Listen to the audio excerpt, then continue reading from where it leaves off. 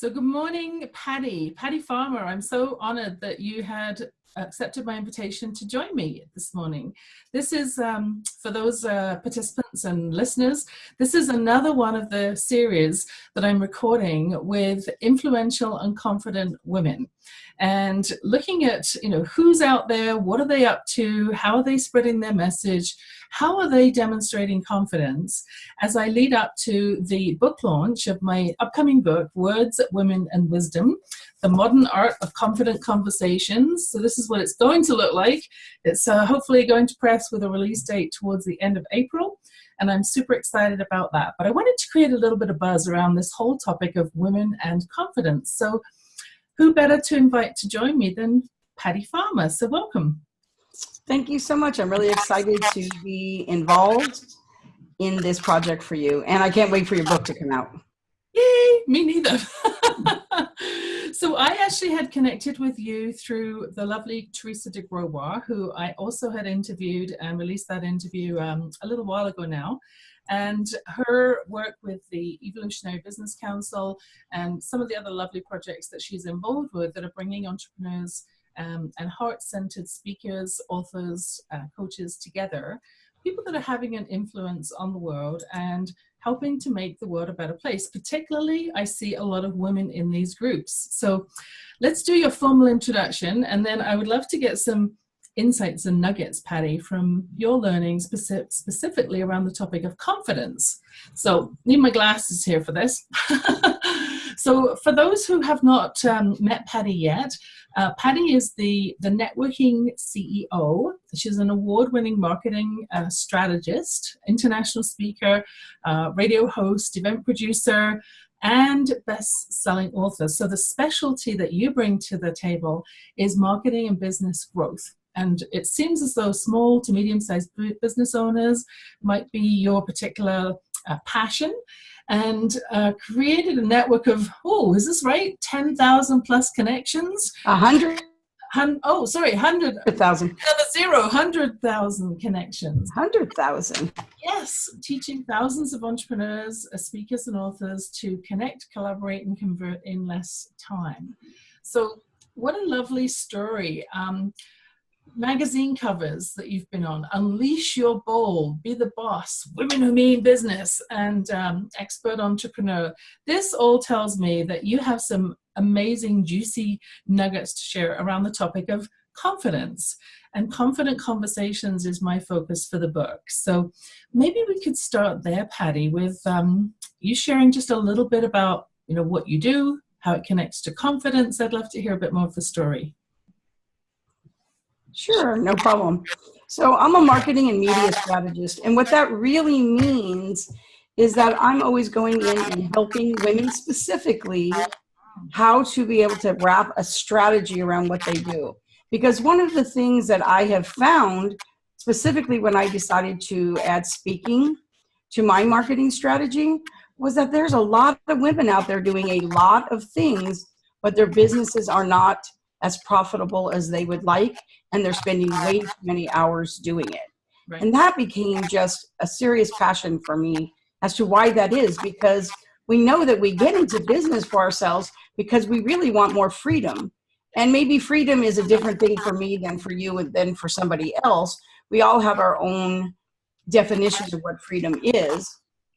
But with that said, I'm pretty confident in saying that included in that freedom is more time. Yep. Right? So whatever it is that you're doing at that time, whether it's vacation, seeing your children's soccer games, whatever that is, it is more time. Yep. So once I started really delving into that, I really realized I was very, very passionate about it.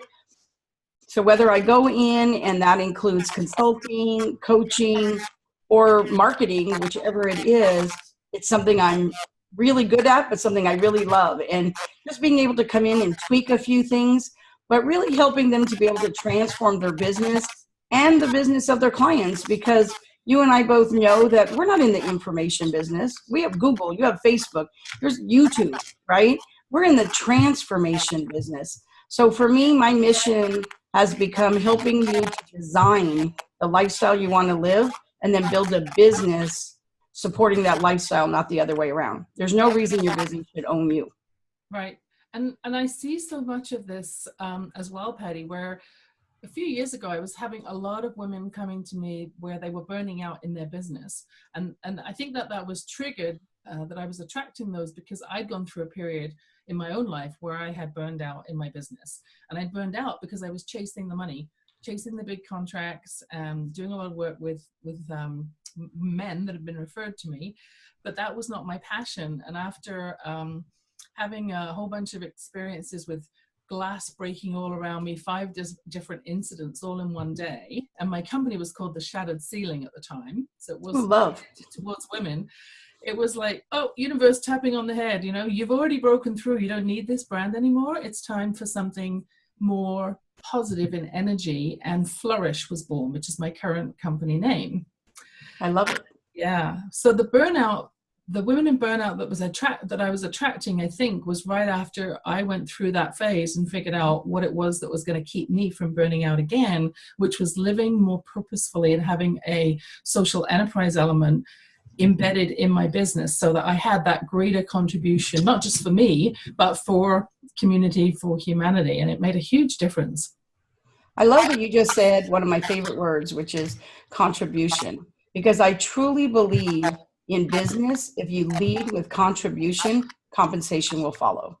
Yeah. I truly believe that with all my heart. It always starts with being of service. And I think that's the biggest thing. You know, it's just the biggest thing. It's so important, and it changes everything, because you and I know that it's never about us. It's always about them. So if you lead with contribution, compensation will follow, and always being of service will always make it be successful one way or another. Yeah. Well, it's almost, it feeds the soul. It doesn't necessarily feed it only with money. I mean, but the money, you know, if you do what you love, the money will come is one of my beliefs too. But nourishing my soul, knowing that I was actually making a huge difference and a huge impact is, well, certainly with writing the book, I mean, getting up at 5 every morning for almost a year to put that together, that's a, you know, it's a heart-centered project, but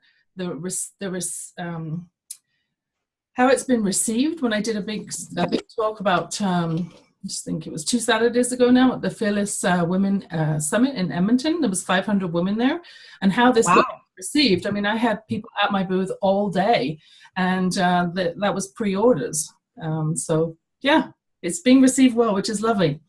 So talking about that topic of confidence, obviously having an inner confidence when you know that what you're doing is making an impact is huge.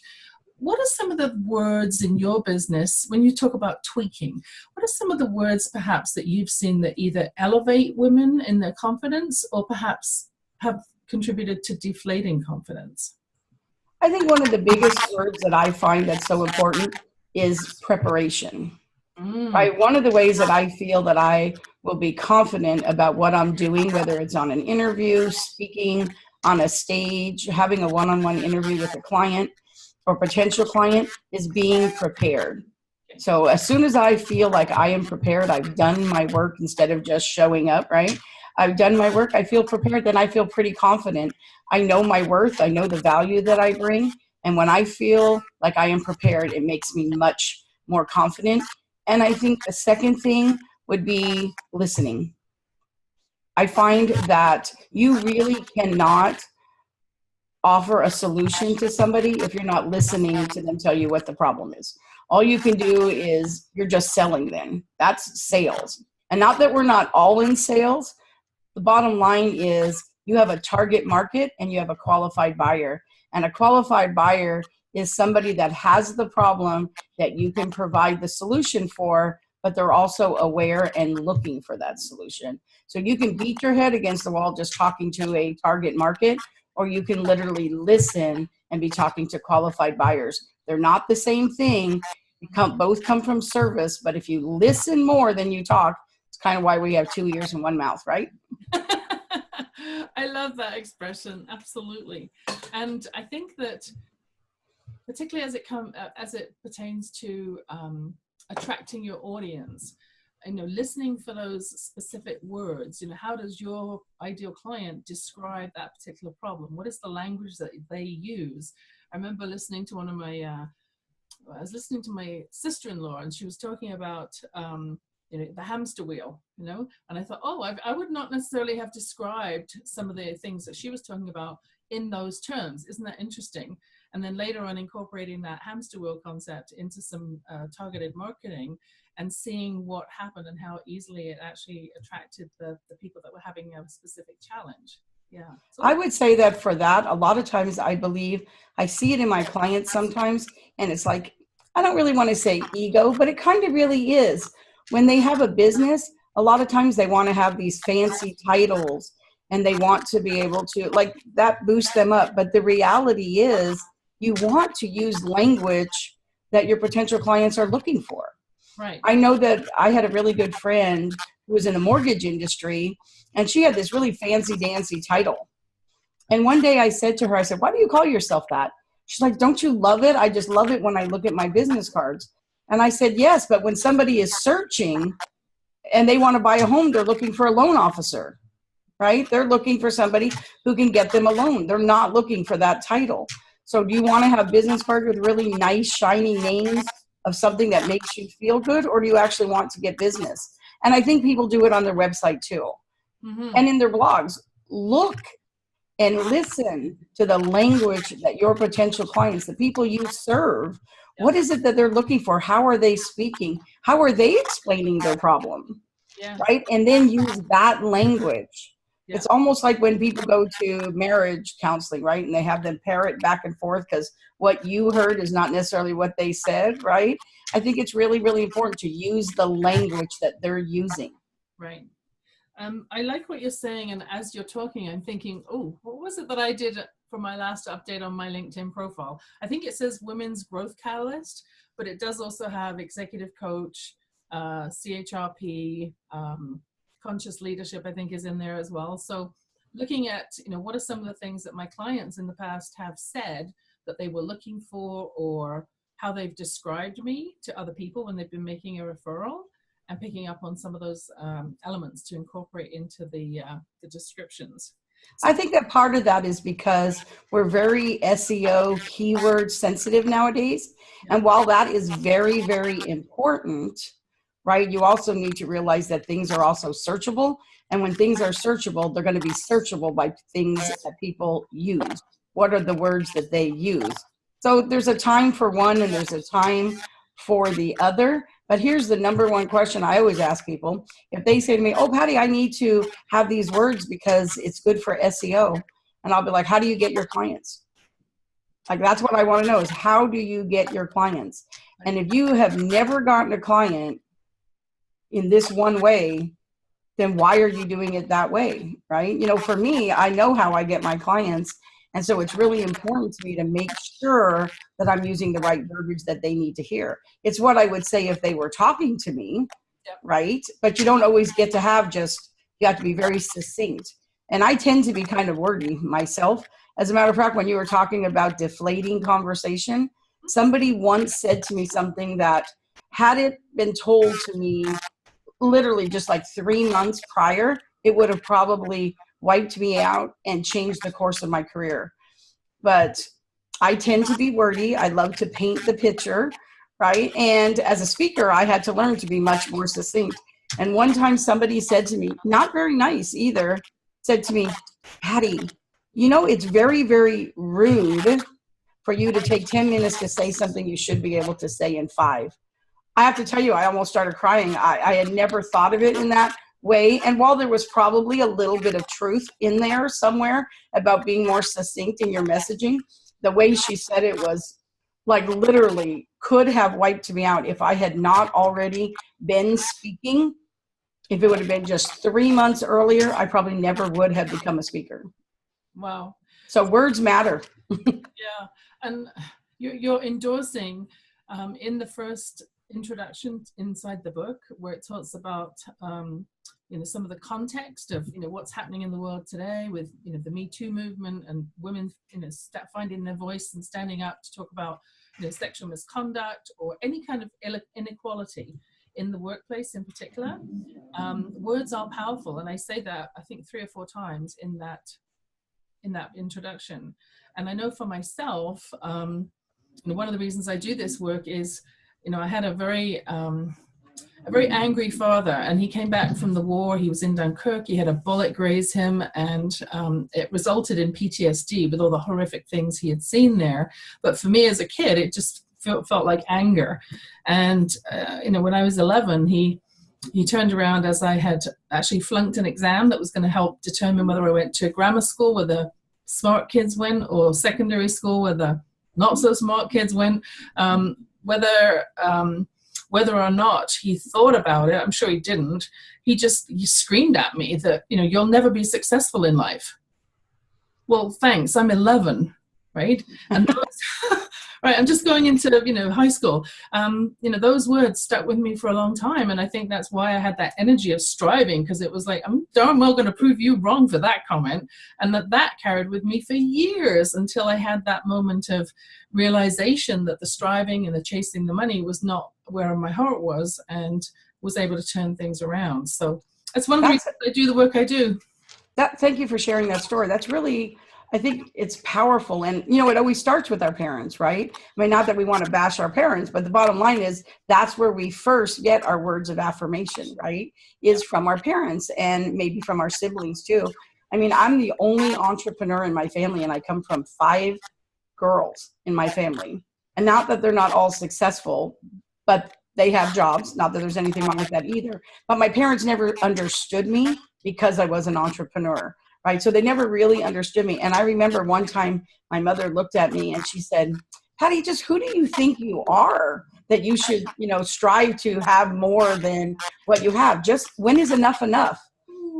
And I remember saying, when I decide enough is enough, because it isn't about the things. It's about really what did I want to do, And I don't know. I think it was in my family, I was kind of chatty Patty. Right. And so I think my whole life, my parents were always like, oh, Patty, you talk too much, you talk too fast. And so, when I grew up, I didn't really think I should have a voice. And it took me a long time, which is why I was in my business for like 20 years before I decided to become a speaker. Yeah. Right. Because I just didn't think I had a voice. Everybody has a voice. Yes, they do. And one of the interviews I'm going to be releasing this week actually is a lady, Bridget Lazar-DL, who's founded a group called Women Talk. And she's doing exactly that, helping women to release some of those inner tensions and share those beautiful stories. And it's amazing what happens. It's transformational when they start spreading their message and getting that out. How different they are, how much more confidently they show up just by sharing, because it's not a secret anymore, right? Exactly. And when you see little children now, how almost not really flamboyant, but they just have no, they just do what they do. And I think that's because we have much more of awareness in our generation of having been raised by parents who, in their day, really honestly didn't have us try to achieve the things that we're doing now. Really, entrepreneurship wasn't as big now. Now, because of that, we're raising children saying you can be anything you want to be. I mean, I can remember I have 6 daughters, and I can remember raising my girls and telling them, you can do anything you want to do. Don't let anybody tell you that you can't. If you're willing to do the work and you want it bad enough, you can do anything. There were no limits. So my girls were all raised with no glass ceiling, right? But we didn't hear those words then about, shatter the glass ceiling, right? I just knew for me, because of what I had experienced, I wanted my girls to know they could do anything and be anything. That's so beautiful to hear, because my experience with my mom was not that. I learned that men are strong and women are weak, because although my mom was independent when she had me, she was 42. And by that time, she'd been married for almost 9 years. And my dad had literally drained the dignity right out of her by his critiques all the time and his angriness. And, she taught him how to drive, and then he took the car keys. And so he took her independence and literally drained the life right out of her. So it's so fascinating. I'm so glad that you shared that message with your daughters. With my son, I don't have a typical son. He's going to be turning 23 this year, but he's a special needs kid. And although I inherited 3 other kids when I remarried, at the time they were 15, 17, and 19. So they were fairly well grown already. And a lot of the early embedding of messages had already happened. with Alex, though, he decided, has a huge heart. He decided to sell some of his paintings because he loves to do art, and he's raising money for Operation Smile, and he's paid for 4 surgeries now. And we did a little pitch on Dragon's Den last year. It didn't go through into the final series, but his message basically is that he wants to learn how to be a speaker. He's taking special needs Toastmasters right now. And his message is, no matter what your circumstances are, anyone can make a difference. And Absolutely. He's making a huge difference with his book sales. So 4 little kids have had surgery because Alex has been contributing. So very proud of him. Oh, as you should be. That's awesome. So in terms of this topic of confidence, with your vast experience of helping as a marketing strategist, women in particular, to get their message out, what else could you share about the topic of confidence, either showing up more confidently for yourself, showing up more confidently to your audience or to the media, to the public? What else can you share that is a real insight that you've learned that probably not many people know? Ooh, that not many people know. Now there's a tough one. I would have to say that for me, one of the greatest things that I think I've ever learned that I would want to share is to give yourself grace. I think that, like I said earlier, if you are showing up and you are coming from service and you really understand that it isn't about you, really it's all about them, you know, you're saying the right thing to someone, right? You know, I think there's a cliche that you can't say the wrong thing to the right person, right? So the thing really honestly is, if you're speaking from your heart and you're coming from service, it is the right thing. Use your voice. It is being used to serve someone. That's why the Me Too movement was so big, because you didn't know when you said something who that was going to touch. And I have to tell you, for me, that was really a huge thing. I mean, I would literally just like cry, and my heart was so full when I would hear people and read how they would share what they had been through, right? And how they overcame that. So sometimes I think we just need to give ourselves grace. You know, it's not always perfect. We don't come from a perfect world. It doesn't matter, because I think it's the imperfections that are in our life that help us to say the perfect thing to the person that needs to hear it. Yes, go Brene Brown, Gifts of Imperfection. Absolutely. So I did want this to be an informative interview, both for you and I, and for the listeners, obviously, with the topic of confidence being explored. I'm also very much wanting to make an offer of some sort. I mean, if somebody listening to this has really connected with what it is that you're sharing, wants to learn a bit more about you, or you know, if there's something that you want to offer to the audience, you know, this would be a great time to share that. Oh, thank you so much. It's kind of like how when we were growing up, you never go somewhere without bringing a gift, right? So, so here's what I have. So it's a gift. I feel that I have worked very, very hard. So basically what it is, it's free, obviously, since it's a gift. And it is a marketing assessment. So it's really 7 key areas that come down to like 3 things: marketing, media, and money. So what will happen is they can take this assessment. We will assess 7 key areas in their business, and then we will help them to know exactly where they're excelling, where they may need a little bit of help, but most importantly, what the next steps are for business growth for them. And we break that down into steps for them. And I'm going to tell you that if for no other reason, sometimes I go in and I take it again myself.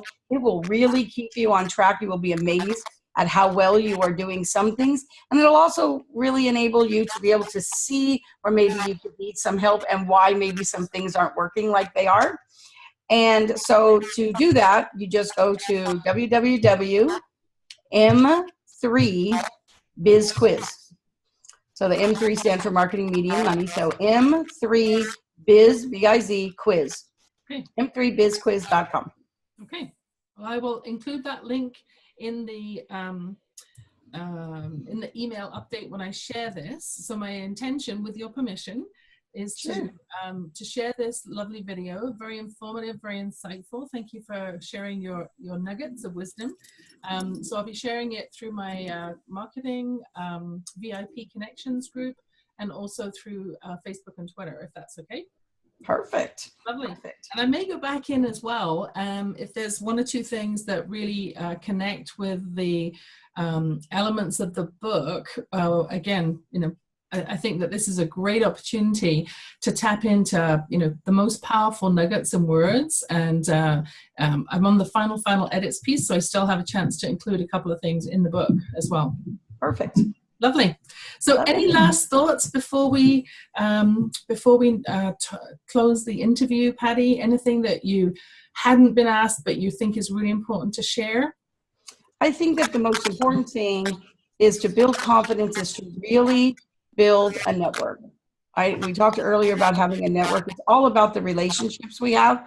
So one of the things I always like to say is to strive to build a network that's a two-way street, and make sure that one of them is not a highway and one's not a bike path, right? It's really, really important to make sure that you're building those relationships. That is what it is. And as I get older for myself, I really realize that it's more important for me to have 4 quarters than 100 pennies, as they say. It's really about the quality of the relationships. I'm going to tell you, if I looked back and I had to tell my 20-year-old self something, it would be to take the time to build those relations even earlier on than I did. Because I'm going to tell you, every single thing that I have done and every success I've ever had, somehow, some way, there was an introduction, a connection of someone somewhere within my network. So that is really, really important. Build those relationships. They're worth gold. Absolutely. And Teresa talks about, relationships being the new economy, the new currency. Yeah, that's what I say too. I have a quote that I say all the time, that in today's business environment, relationships are the currency. So with that said, how fat is your wallet, right? I mean, is your wallet empty, or you have a nice big fat wallet? Because really that currency is the business relationships that you have. So that's so very important, vital, actually. Yeah, and this week I'm also now getting matched up with a new mentor through being at the EBC meeting, which was lovely. And I'm super excited about working with her. I mean, it's great that I chair mentorship programs and support others as a mentor. But the last few months I've been without a mentor. So I'm excited to dive into that again as well. So, oh, that's exciting. Mentorship is very important. Yeah, it is. It is. So yeah, custom programs. I didn't mention that I design custom programs and chair them as well. So anyways, it's been lovely chatting with you. I want to honor your time as well. I know you're a very busy lady. Maintaining those 100,000 connections must take a little bit of energy for sure. But thank you so much for sharing your wisdom and insights, and look forward to keeping in touch, and wish you a great week. Thank you so much, Yvonne. It was a pleasure to be here. We'll talk soon. Yes. Take care, Patty. You too. Bye-bye. Bye for now.